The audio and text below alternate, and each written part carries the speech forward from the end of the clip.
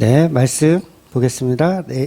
레위기 강의 10번째 제목은 족장의 속죄제. 레위기 4장 22절에서 26절 말씀까지 보겠습니다. 4장 22절에서 26절 말씀 같이 볼게요.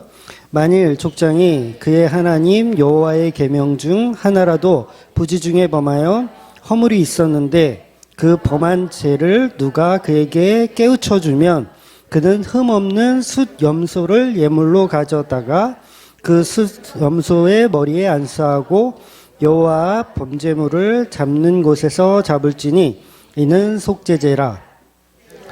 그 속죄 제물의 피를 손가락에 찍어 번제단 뿔들에 바르고 그 피는 번제단 밑에 쏟고 그 모든 기름은 화목제 제물의 기름같이 제단 위에서 불사를 지니 이같이 제사장이 그 범죄한 죄에 대하여 그를 위하여 속죄한즉 그가 사함을 얻으리라. 아멘. 네, 계속해서 우리는 속죄제 제사를 보고 있습니다. 네, 아주 지겹게 보고 있죠. 네, 그 기독교의 역사를 보면 사도들이 이제 처음 이제 예수님 승천하시고 사도들이 이제 예수님의 말씀을 성령을 받아서 이제 전하죠. 그때를 이제 우리는 보통 이제 초대교회라고 하고 초대교회는 보통 이제 사도 바울을 통해서 교회가 이제 개척이 됐다 그래야 될까요? 이렇게 해서 이제 성장하기 시작한 시기가 초대교회입니다. 그리고서 초대교회 안에서도 굉장히 이단들은 많이 있었어요. 그러니까 다른 복음을 계속 전하는 이단들은 많이 있었는데, 그러고 나서 한 1500년이 이렇게 지났어요. 1500년이 지나서, 그 당시 이제 카톨릭이라는 이름으로 기독교가 존재했었죠. 그러니까 초대교회부터 1500년까지. 그런데 우리가 잘 아는 대로 그 1500년, 그러니까 지금으로부터 500년 전에 그 카톨릭은 너무 많이 부패해 있었어요. 부패해 있어가지고 교회의 사제들, 그 당시 이제 목사가 아니고 이제 사제들이죠. 사제들은 예수님의 십자가 복음을 선포하고 그 은혜를 전하기보다는 그냥 돈과 권력에 이제 눈이 멀어서 교인들은 자기의 부를 축적하기 위한 도구들로 교인들을 삼았어요. 그래서 돈을 거두는 일에 더 집중한 거죠. 그러니까 복음을 전하는 일보다 돈을 걷어서 멋진 성전을 짓는 거, 뭐 그런 일들을 더 가치 있게 여겼어요. 그러니까 1500년도 그랬고 지금도 마찬가지죠.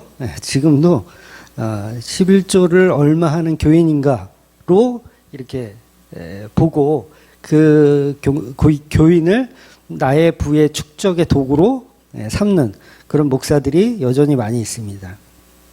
그렇게 기독교는 타락을 한 거죠. 어느 구절이나 타락은 떼놓을 수가 없는 거예요. 늘 시간이 지나면 부패해요. 그러니까 우리는 다 어둠이기 때문에 은혜와 함께 있지 않으면 그냥 내버려 두면 어떻게 된다고요? 계속 부패하는 거예요. 그래서 교인들에게 거짓 교리를 만들어서, 그러니까 교리까지 만드는 거예요. 이게 성경의 해석이다 라고 거짓 교리를 만들어서 그 명분으로 헌금을 강요하게 시작했어요. 그러니까 돈을 뜯어내는 걸 목적으로 해서 설교하고, 그러다 보니까 기독교가 종교화되어 버렸죠. 그러니까 완전한 이제 보이스피싱 집단이 된 거예요. 그러니까 천국 가면 구원이 있어. 또 뭐가 있어. 그러니까 돈들 가져와. 보이스피싱이죠. 얼마 전에 뉴스 보니까 41억을 한 번에 보이스피싱 당했다고 하더라고요. 저 깜짝 놀랐어요. 이게 되네? 근데 그분이 전화해서 확인도 했대요. 진짜 그 검찰에서 전화가 온지를 본인 전화기로 걸어서 했는데, 맞대. 근데 그게 다 이렇게 웹이 그 안에 핸드폰에 다 깔려서 자기가 검찰청에 전화를 했는데 그 번호가 그 보이스피싱 하는 애들한테 걸리는 거야. 그래서 아무리 전화해서 문의를 해도 소용이 없는 거죠. 그러니까 기독교가 그렇게 변해 있었어. 천국에 상급이 쌓여져 이때, 그러니까 돈을 내면 천국에 전화를 해봤어. 새벽 기도 때마다, 금요 기도 때마다 천국에 제 돈이 잘 있습니까? 막 전화해봤더니 잘 있대. 아, 그렇구나. 돈을 내는 거죠.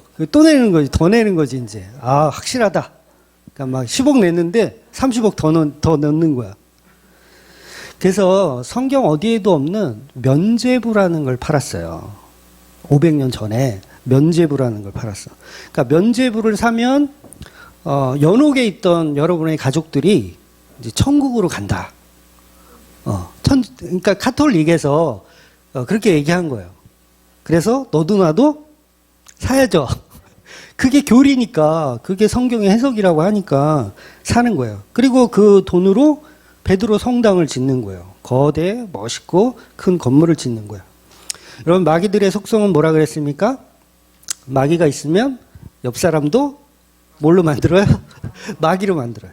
내가 마귀면 옆에 사람도 마귀로 만들고, 그 마귀가 또 마귀를 만들고, 그냥 마귀들은 계속 퍼져나가는 거예요.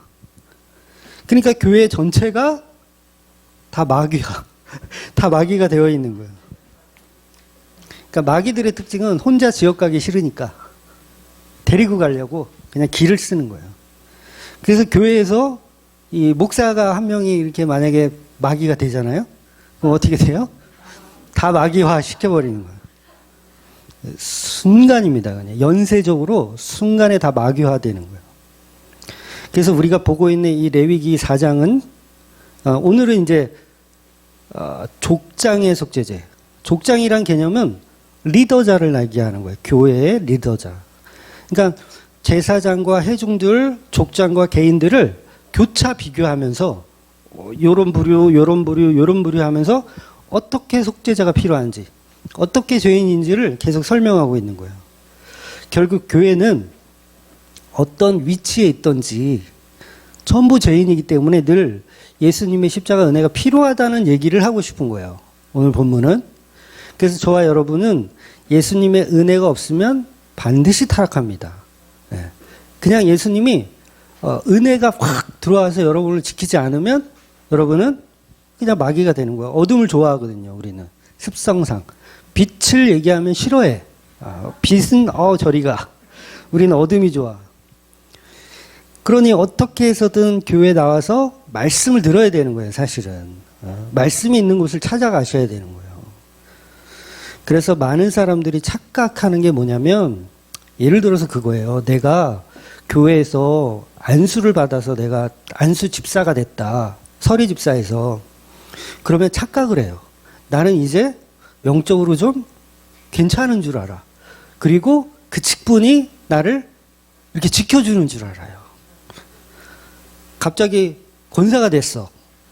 집사에서 권사가 됐어. 그럼 권사가 되면 뭔가 하나님의 은혜를 더 부어주셔서 나를 지켜줄 거라고 착각해. 장로가 돼도 그렇고요. 특히 목사가 되면, 강도사님 어디 갔어? 특히 목사가 되면 이게 더 심해져. 주의 종이니까 성령이 와서 다 지켜줄 거라고 착각을 하는 거예요. 구역장도 마찬가지죠. 구역장이 딱 됐어. 그러면 성령의 은혜로 그분은 하나님이 책임져 주실 거야. 그런데 그게 됩니까? 네, 절대 안 되죠. 그러니까 그거 되면, 내가 직분 하나 받으면 사탄막이 틈타지 말라고 맨날 기도는 하는데 계속 틈타. 계속 틈타. 그러니까 아무리 대적 기도를 해도 물러갈 생각을 안 해. 그래서 우리는 직분을 받고 나면 부패하지 않을 것 같은데, 내가 구역장이 되면 그래도 사람들을 가리키고 리더해야 되는데 내가 부패하지 않겠지라고 생각하는데, 그때가 부패하기 딱 좋은 때예요. 목사가 되잖아요. 부패하기 딱 좋은 때야. 이게 다 말 한마디면 돈을 갖다 대거든. 응? 말 한마디면. 그러니까 뭐예요? 정신 나가기 딱 좋은 때가 바로 그때라는 거예요. 그러니까 그럴 때마다 우리는 속죄제가 더 필요하군요. 내가 족장이 되었다. 내가 제사장이 되었다. 그러면 그때의 속죄제가 더 필요하다는 걸 우리는 기억해야 된다는 거예요. 그러니 중세시대 교회는 이 사도들이 죽고 1500년이 지나니까 사제들은 물론이고 평신도들까지도 전부 부패해 있었던 거예요. 그러다 보니 완전한 타락이 이루어진 거죠. 역사 이래 이런 교회의 타락은 볼 수가 없었던 거예요. 면죄부를 어떻게 만들어서 팔아먹을 생각을 하는지. 그래도 그나마 다행인 건 그래도 복음을 이해하고 있었던 그 소수의 사람들, 그 성령의 은혜가 있는 그 소수의 사람들에 의해서 이제 종교 개혁이 일어난 거예요. 그때 카톨릭의 부패성을 지적하기 시작한 거죠. 이거 우리가 기독교가 아닌 것 같아. 1500년 동안 뭔가 지금 잘못 가고 있어. 우리 다시 되돌아가자. 그런 운동이 일어난 거예요. 그 대표적인 인물이 마틴 루터죠. 루터를 통해서 이제 굉장한 일이 시작되어지고 있는 거예요. 그래서 비텐베르크 대학의 성당에 95개조 이 문구를 우리 교회 12신조 쓰듯이 간단하게 95개 조항을 만들어서 거기에 톡 붙여놓은 거예요. 누가? 루터가. 왜 붙였다고요? 야마도라서. 이 개카톨릭의 개톨릭이라고 할 뻔했어. 이 개카톨릭의 부패성을 도저히 못 참아가지고 루터가 95개조 조항문을 만들어서 그냥 교회 문 앞에다 그냥 붙여버린 거예요. 그러니까 내용은 다 비슷해요. 인터넷 찾아보면 쉽게 볼 수 있거든요. 95개 조항문 다 번역도 다 잘 되어 있어요. 내용은 딱 그거예요. 돈으로 면죄부를 산다는 그 말도 안 되는 얘기 하지 마라. 이거예요. 돈으로 면죄부를 산다는 말도 안 되는 얘기 하지 마라. 은혜 하나님이 뭐가 부족해서 인간들의 돈을 걷어서 그 돈으로 천국을 보내주냐. 이 망할 것들아.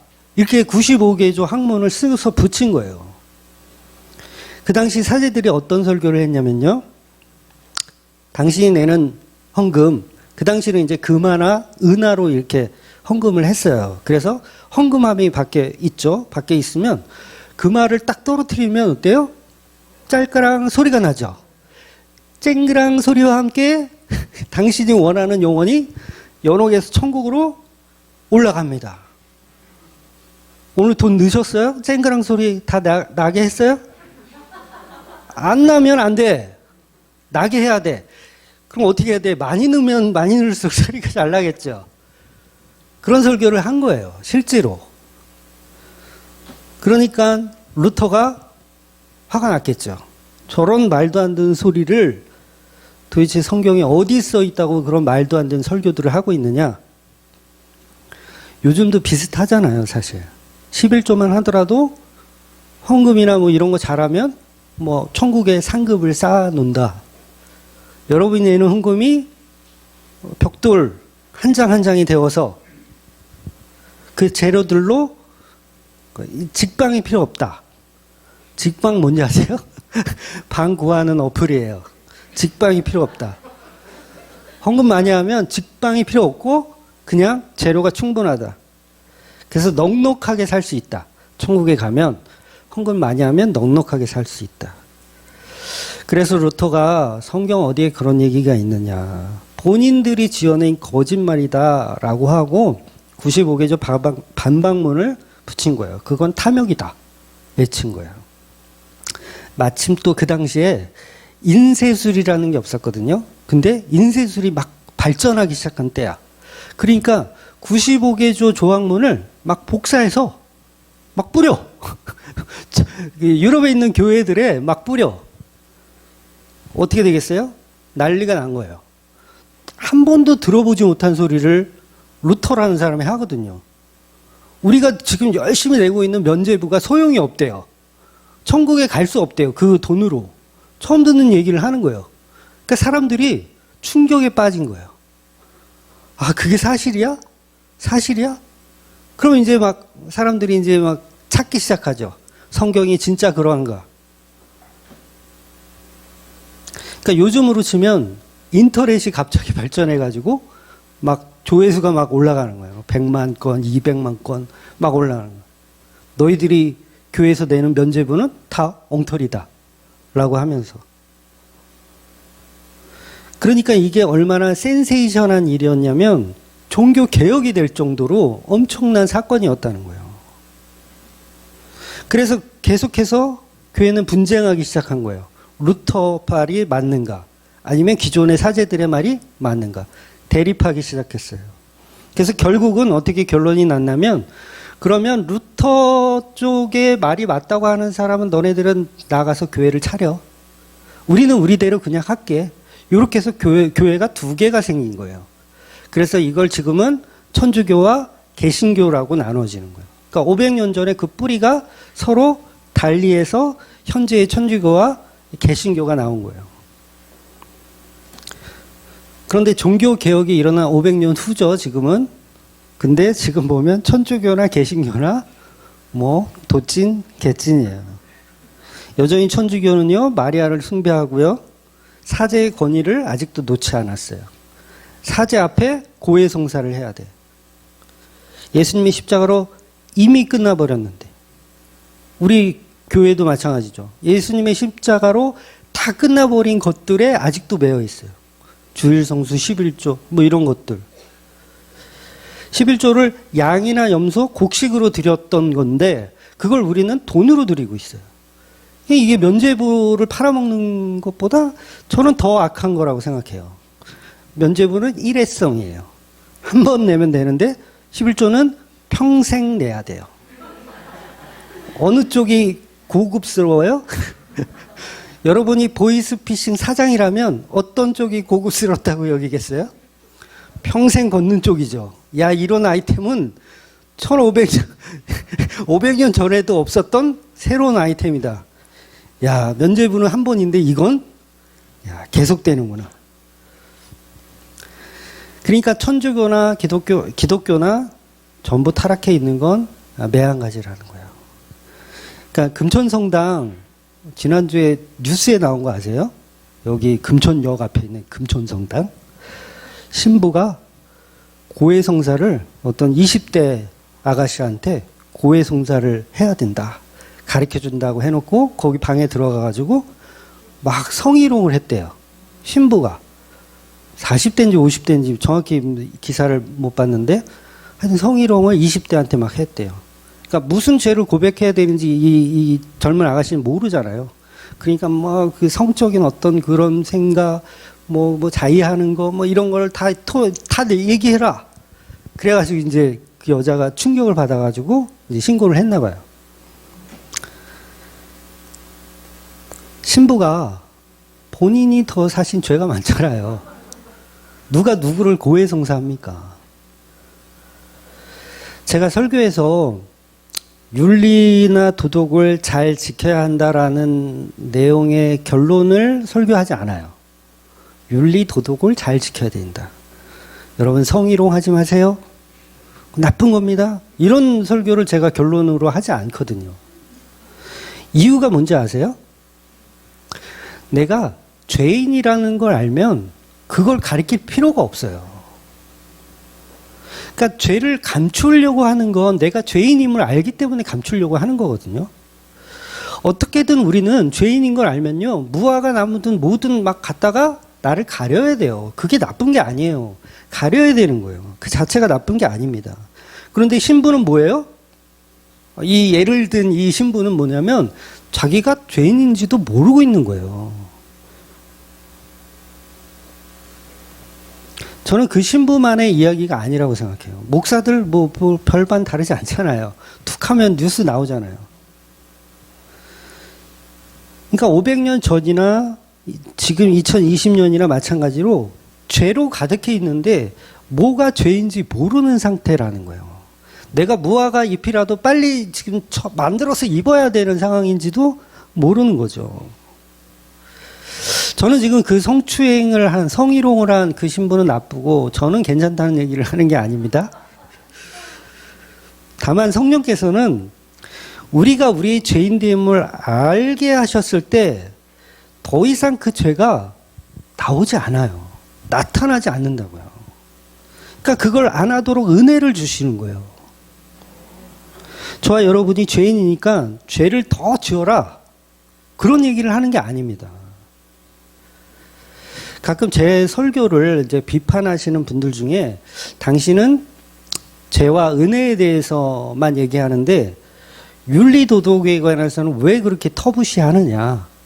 윤리도덕을 왜 안 가르치느냐. 정직하게 살아야 된다고 장사하시는 분들 정직하게 장사하세요. 이런 설교를 해줘야 되는데 아이들 키우시는 분들 아이들을 정직하게 키울 수 있도록 지도하세요. 이런 설교를 해줘야 되는데 당신은 왜 그런 걸 하지 않느냐라고 해요. 방금 말씀드린 대로 성도가 자기 죄가 무엇인지를 안다면 그런 건 가르칠 필요가 없어요. 나오지 않게 돼 있어요. 그러니까 지식으로 받아들이면 그 답이 안 나오는 거예요. 여러분 경건은 모양이라 그랬어요? 능력이라 그랬어요? 경건은 능력이라 그랬어요. 모양이 아닙니다. 왜? 경건의 능력은 내가 죄인이라는 사실 그 복음을 알았을 때 그 능력이 나오는 거예요. 경건의 능력이 내가 노력하는 게 아니라 나와요. 그냥 경건의 능력이니까 내 안에 계신 성령께서 그 능력을 발휘해요. 성희롱이 나올까요? 안 나와요. 저를 잘 지켜보세요. 네? 이건 삭제해야겠다. 이건 삭제해야겠다. 그러니까 경건은요, 내가 막 하지 말아야지 막 이렇게 나를 쳐서 복종해서 안 하는 게 아니라요. 내 안에 계신 성령께서 경건의 능력이 나올 수밖에 없게 만들어 가시는 거예요.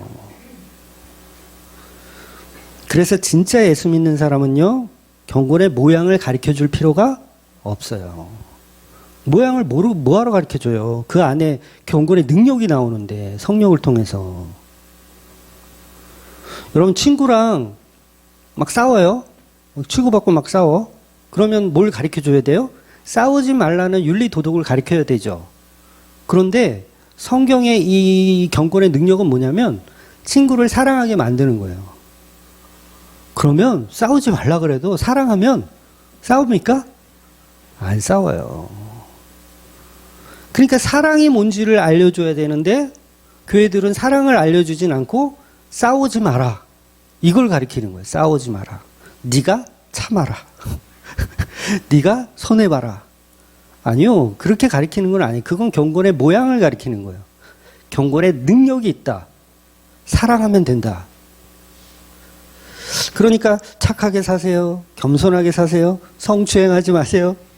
아무리 가르쳐봐야 소용없어요. 예수를 안 믿으면 나와요. 추한 게 계속 나와요.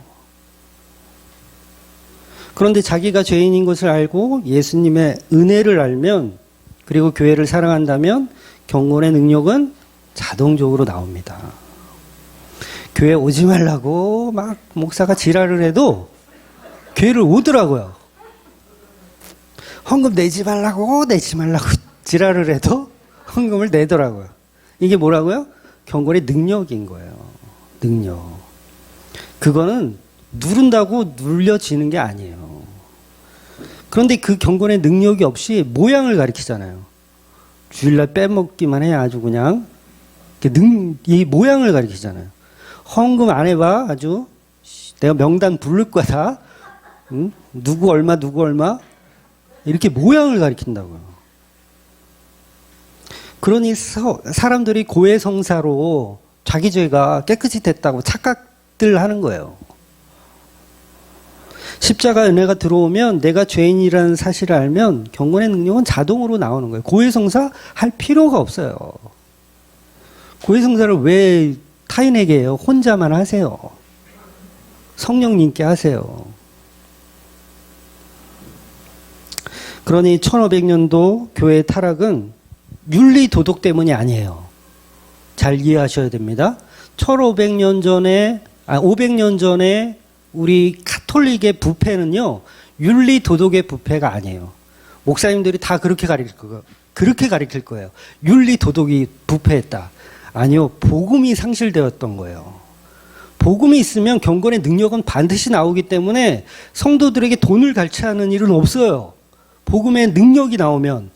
그런데 복음 자체가 없기 때문에 경건의 모양만 나오기 때문에 부패한 것처럼 보이는 거예요. 윤리 도덕이 부패한 것처럼. 근데 교회는 윤리 도덕이 부패한 게 아니라 진리이신 예수 그리스도를 버리기 시작한 거예요. 오늘날의 교회도 똑같습니다. 윤리 도덕을 안 가르쳤다. 그래서 요 모양 요 꼴이다. 이렇게 말하는 목사님들 많거든요. 교회에서 윤리 도덕을 안 가르치기 때문에 교회가 자꾸 뉴스에 나오고 자꾸 싸우고 막 돈 갖고 횡령하고 그런 일들이 윤리 도덕을 안 가르쳤기 때문이다. 이렇게 주장하지만 결코 아닙니다. 복음의 상실이에요. 예수 그리스도의 십자가 은혜의 상실, 우리의 죄인됨을 상실했기 때문에 윤리 도덕도 그 모양으로 현상으로 나타나는 거예요.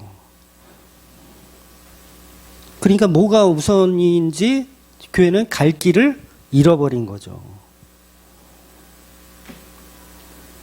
그래서 아직도 십계명 가르치잖아요. 살인하지 마라. 이웃을 사랑해라. 내 친구의 아내를 건들지 마라. 이런 십계명을 가르치잖아요. 동성애 하지 마라. 아니 예수님의 복음을 가르쳐야죠. 아무튼 이렇게 1500년 전 카톨릭의 부패 가운데 루터를 비롯한 칼빈, 잘 아시죠? 칼뱅, 그리고 찌뱅글리 같은 3대 이제 종교 개혁자라고 보통 부르거든요. 이 세 명이 의해서 이제 개신교가 만들어진 거예요. 천주교는 그대로 있고, 천주교라고 표현할게요. 천주교 있고 개신교가 만들어졌어요. 그런데 웃긴 건 뭐냐면 이 과정 속에서 개신교가 만들어졌어요. 그런데 이 세 명의 사상이나 어떤 신학적 해석이 똑같을까요? 다르죠. 다른 거예요. 그래서 이런 과정 속에서 천주교는 지금의 교단이 하나인데 개신교는 교파가 엄청 많아요, 지금. 이유가 뭐냐면 서로 성경을 이해하는 견해가 달랐기 때문이에요. 카톨릭은 하나의 감독제로 되어 있어요. 그러니까 교황이 있고 이쪽으로 쭉 이렇게 라인이 있어서 다른 견해를 필 수가 있어요, 없어요? 못 펴요. 그럼 쫓겨나요. 끝나는 거야. 다른 견해를 가질 수가 없어. 그런데 종교개혁을 통해서 개신교가 독립해 보니 뭐예요? 또 다른 독립도 허용이 되죠. 한 번 해보니 한 번 하는 게 어렵지. 그걸 계속 분열하는 게 쉬운 거예요. 그래서 우리나라 개신교 안에서도 조금만 다르잖아요. 그러면 분립해서 나가는 거야. 교단이. 그러니까 교단 마음에 안 들면 차리면 그만이에요. 마음에 안 들면 차리면 그만이야. 어차피 대한민국은 종교의 자유가 있어요. 저는 이건 나쁜 거는 아니라고 생각해요. 그러니까 개신교가 많은 교파를 갖고 있는 게 나쁘다고 생각 안 해요. 자연스러운 현상이라고 생각해요. 그래서 저는 우리나라의 교단이 많다는 건 좋은 방향으로 생각하면 은혜라고 생각해요. 물론 이단이 너무 많죠. 개신교 안에 뭔 놈의 이단이 그렇게 많은지 몰라요. 그러니까 장단점이 있는 거예요. 생각해 보세요. 베드로하고 요한하고 생각하는 이 신앙이 이게 똑같을까요? 다를 수밖에 없어요. 그러니까 우리 교회도 마찬가지예요. 제가 가지고 있는 복음의 이해, 여러분이 가지고 있는 복음의 이해 완전히 똑같을 수는 없어요. 큰 방향성은 같지만 성향은 조금씩 다를 수밖에 없어요. 나는 주여 3창을 하고 싶은데 목사는 주여 1창만 해. 나는 그게 짜증나. 그리고 어떤 분은 무슨 주여를 외쳐. 그냥 할렐루야로 하지. 이게 뭐예요? 다 다른 거예요. 그래서 성경에 없는 불필요한 것들을 교리로 만들어서 소모적인 싸움을 할 필요가 있다 없다? 없어요. 여러분 바늘 위에 천사가 몇 명 올라갈까요? 천사가 지금 이 천사가 우리를 보러 왔어요. 지금 바늘 위에 몇 명 올라갈까요? 자, 한번 말해보세요. 몇 명 올라갈까요? 여기 100명, 여기 100명 나왔습니다. 또 다른데 저기 1명 나왔어요. 여기는 많이? 아니 그러면 안 돼. 딱 몇 마리 딱 말이래. 몇 명 딱 얘기해야 돼. 응? 1000명. 자, 여기 1000명파, 1명파, 100명파. 이렇게 뭐예요? 파가 나눠지는 거예요. 개신교가 이러는 거예요. 개신교가 진짜 이러고 있다는 거예요. 진짜 중세시대 때 소모적인 싸움을 했어요. 바늘 위에 천사가 몇 명 올라갈 것인가. 중요한 건 복음을 나누고 복음을 이해하는 게 중요한 건데 자기의 사상과 사고의 생각을 다 옳다라고 생각하는 어리석음이죠. 그래서 예수님이 십자가를 가지고 예수님을 예배하는 것이 목적이고 복음을 나누는 것이 목적인데 결국은 교회들은 다른 거에 정신을 팔려 있는 거예요. 그러니까 찬양하고 기도하고 말씀 보고 떡과 포도주를 나누어 먹는 거 그게 교회가 해야 할 일인데 자꾸 엉뚱한 것에 너무 치우쳐 있다는 거죠. 서로 예수님의 살과 피를 나누어 먹는 게 중요한 거예요. 그게 교회가 할 일이죠. 신학적인 사상으로 잘난 척하는 게 교회가 아니라는 거예요. 예를 들어 볼까요? 성찬식을 하는데 어느 교회는 포도주로 해. 포도주, 알코올이 들어간 포도주로 성찬을 해. 근데 어떤 교회는 교회에서 어떻게 술을 먹어? 우리는 포도 주스로 해. 그리고 또 어떤 교회는 애매한데 그럼 섞어. 포도주하고 포도 주스하고 섞어서 약간 도수를 낮춰서. 세례도 마찬가지예요.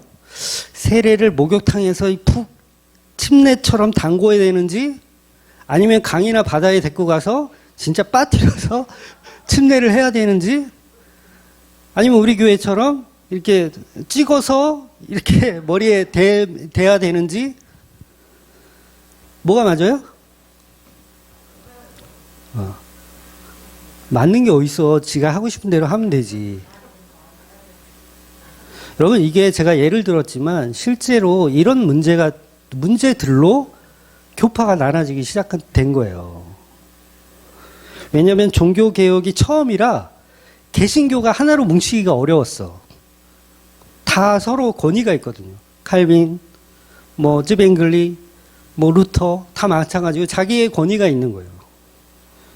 그래서 천주교는 이 성찬을 화채설이라고 그래서 예수님의 살과 피로 진짜로 변한다라고 생각을 했어요. 믿었어요. 그러니까 그건 엉터리죠. 그건 엉터리면 그러면 루터하고 쯔뱅글리하고 칼빈의 이 성찬에 관한 생각은 어떠했는가? 세 명이 다 달라요. 루터는 공제설이라고 해서 빵과 포도주는 그대로 있고 그리스도의 살과 피가 동시에 존재한다. 살과 피가 동시에 존재한다고 봤어요.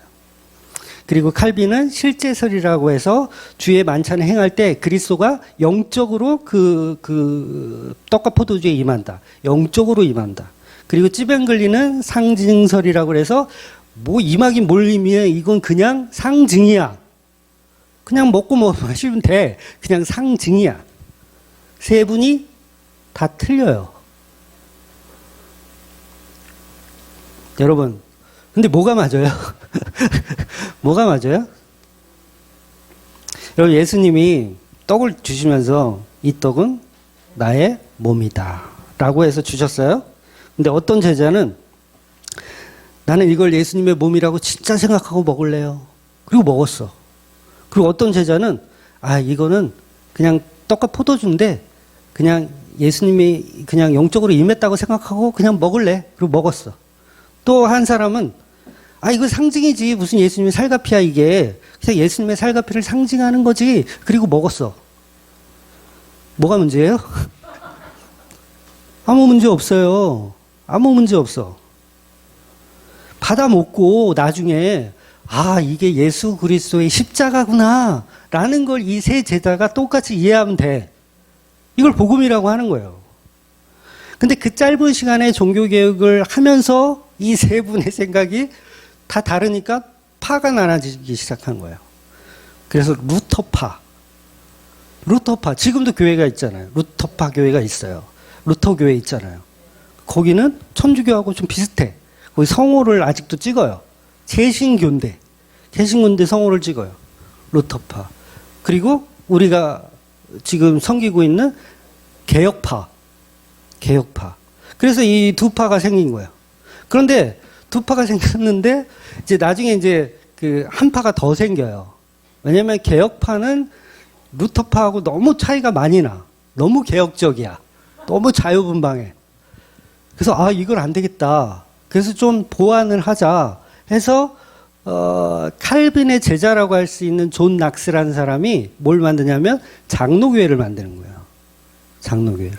그러니까 교회 정치는 그 당시 천주교를 많이 이렇게 그대로 답습했어요. 루터파도 마찬가지예요. 그대로 답습. 감독제예요. 감독제.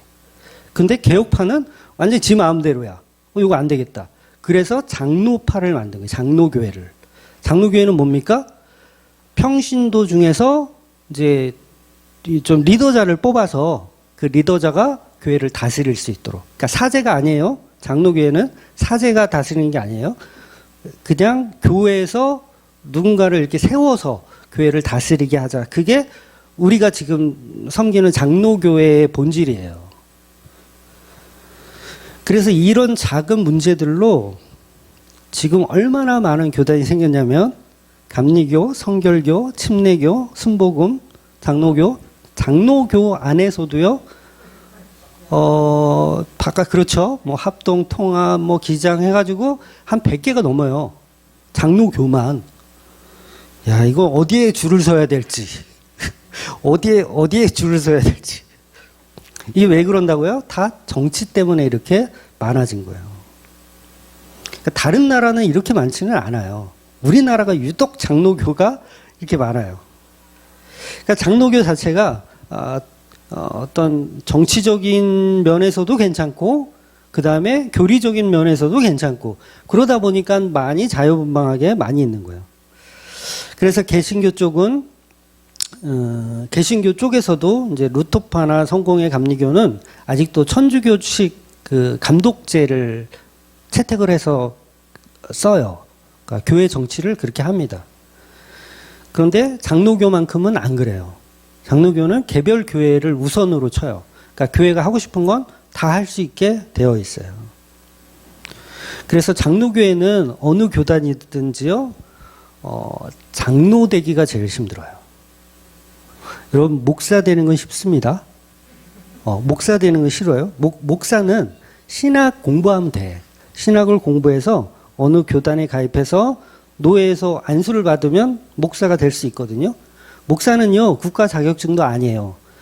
민간 자격증 신청도 안 돼 있어요. 자격증이라는 게 민간 자격증도 아무나 막 주는 게 아니잖아요. 그것도 민간 자격을 이렇게 국가에다 신청을 해가지고 이게 허락이 돼야 민간 자격증을 줘요. 근데 목사는요, 민간 자격증도 아니야. 이거는 그냥 지들끼리 그냥 주는 거예요, 그냥. 그래서 목사는요, 섬기는 이 자기가 개척한 교회가 없어도요, 그냥 다른 교회에서 이렇게 사역을 해도 얼마든지 받을 수 있어요. 목사가 될 수가 있다고요. 교회가 없어도. 근데 장로는 교회 없이 장로가 됩니까? 돼요? 장로가 됩니까? 장로는 섬기는 교회가 없이는 되지를 못해요. 그래서 여러분도 일찌감치 장로의 길은 포기하시고 차라리 목사의 길을 걸으시는 게 더 빠릅니다.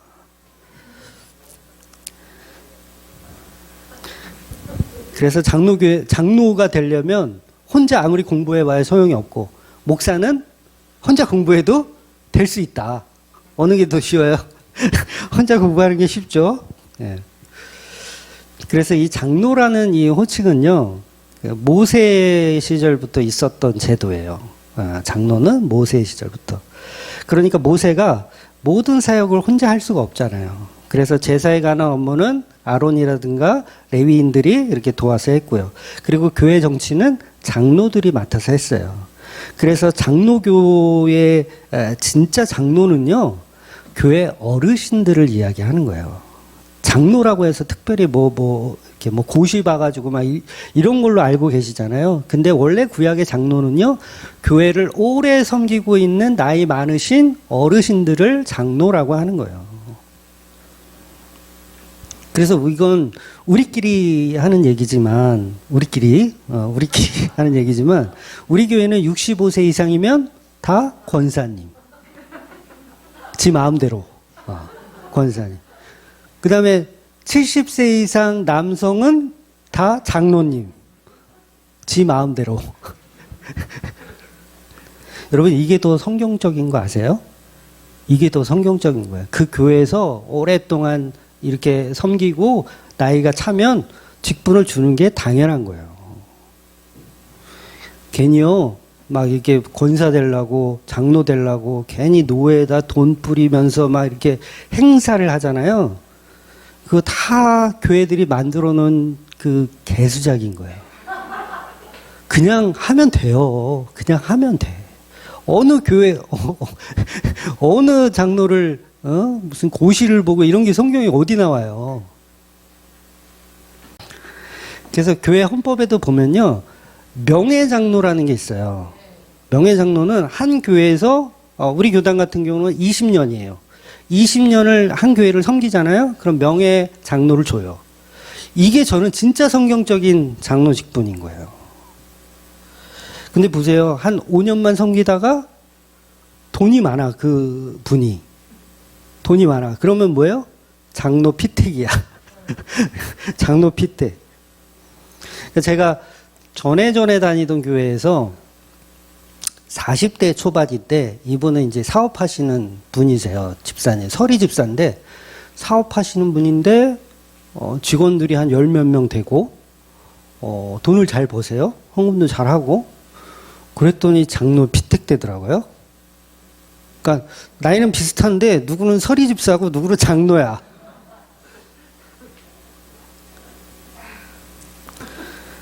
그래서 진짜 장로는 교회에서 이렇게 오랫동안 섬기신 어르신들을 말하는 거예요. 그래서 베드로가 뭐라 그래요? 자기를 뭐라고 소개합니까? 내가 장로다. 이렇게 소개하잖아요. 내가 장로다. 저도요, 주맘교회 장로인 거 아세요? 주맘교회 제가 창단 멤버잖아요. 창단 멤버. 주맘교회에서 제일 오래됐잖아요. 그래서 저를 장로로 여러분들이 추대를 해준 거예요. 그래서 설교하는 장로. 이해가 되세요? 아, 진짜 그래요. 목사는요, 설교하는 장로를 목사라고 호칭하는 거예요. 설교하는 장로를. 저 장로 될 자격 있어요? 자격 있습니다, 저.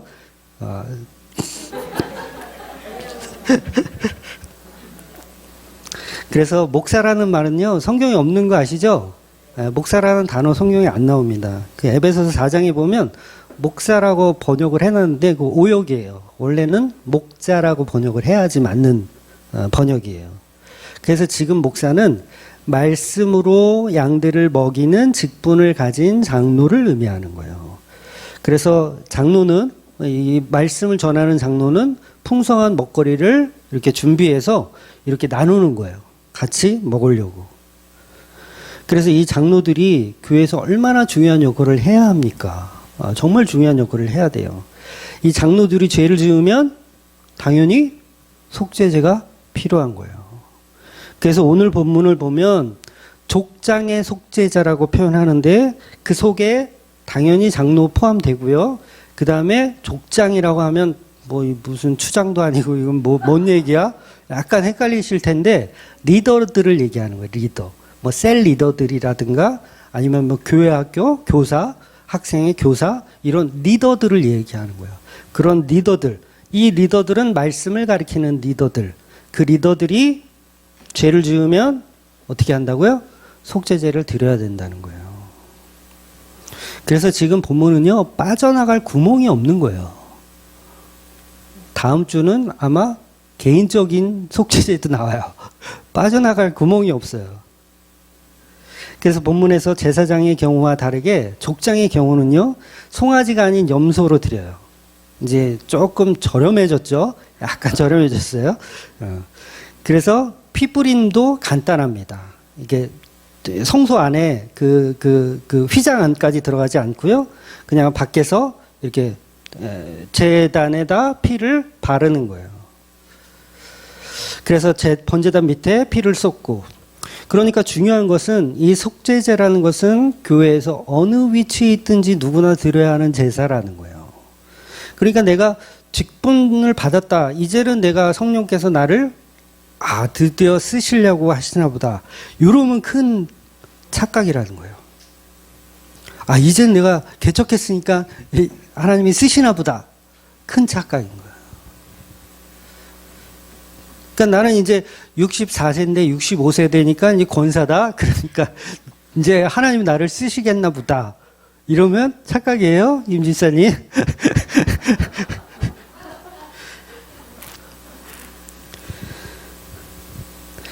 즉 예수님이 교회의 모든 속죄 제물이 되셨기 때문에 우리는 날마다 자격 없음으로 돌아가야 된다는 거예요. 그래서 우리가 리더라는 걸 우리를 드러내기 위한 목적으로 삼아서는 안 된다는 거죠. 그래서 가급적이면 모든 사람들이 다 속죄제에 참여해야 돼요. 그래서 우리 주일학교 친구들도요, 가급적이면 오전 예배에 참여할 수 있도록 좀 지도해 주셨으면 좋을 것 같아요. 오전 예배. 그러니까 말씀이 너무 길면 중간에 나가더라도 처음에 찬양하고 이럴 때는 가급적이면 참여할 수 있도록. 요새 그리고 또 이게 자리가 횡하잖아요. 그러니까 이렇게 아이들도 같이 예배할 수 있도록 그렇게 좀 했으면 좋겠습니다. 그러니까 누구나 필요하다는 거죠. 정결 예식은 이게 지금 다음 주에 설명하겠지만 정결 예식이에요. 속죄제는 정결 예식. 깨끗함을 받는 정결 예식. 그 예수님의 보혈에 참여하는 일을 해야 되는 거죠. 그래서 누구나 참여해야 된다는 거예요.